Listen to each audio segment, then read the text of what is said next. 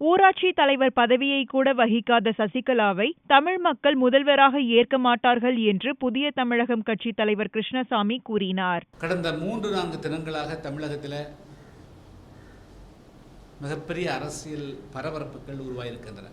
முதல்வராக இருந்த ஓபிஎஸ் அவர்கள் திடீரென்று சொந்த காரணங்களுக்காக பதவி விலக நேரிட்டது என்று அவர் அறிக்கை கொடுத்து பதவி விலகியிருப்பதை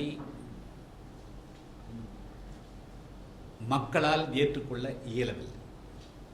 அவர் சொல்லியிருக்கக்கூடிய காரணங்கள் சொந்த காரணங்களால் விலகிவிட்டேன் என்று சொன்னதை மக்களால் ஏற்றுக்கொள்ள முடியவில்லை. மேலும் அவரே இப்பொழுது நான் நிர்பந்தத்தின் காரணமாகத்தான் பதவி விலகினேன் என்றும் சொல்லியிருக்கிறார்.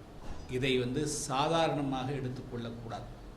இதில் எங்கேயோ ஒரு மிகப்பெரிய ஆபத்து தமிழகத்தை கவ்வுகிறது என்று நான் கருதுகிறேன். தமிழ்நாட்டில் யாரை வேண்டுமென்றாலும் முதலமைச்சராக்கி உட்கார வைக்க முடியாது.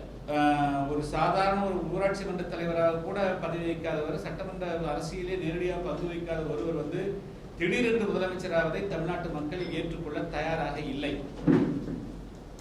இதை உள்ளாட்சி உள்துறை அமைச்சகமோ பிரதமர் அவர்களுமோ மாநில ஆளுநர் அலுவலகமோ கவனிக்க தவறும் பட்சத்தில் தமிழ்நாட்டில் மிகப்பெரிய கொந்தளிப்பு விவாதத்துக்கு உண்டான வாய்ப்பு.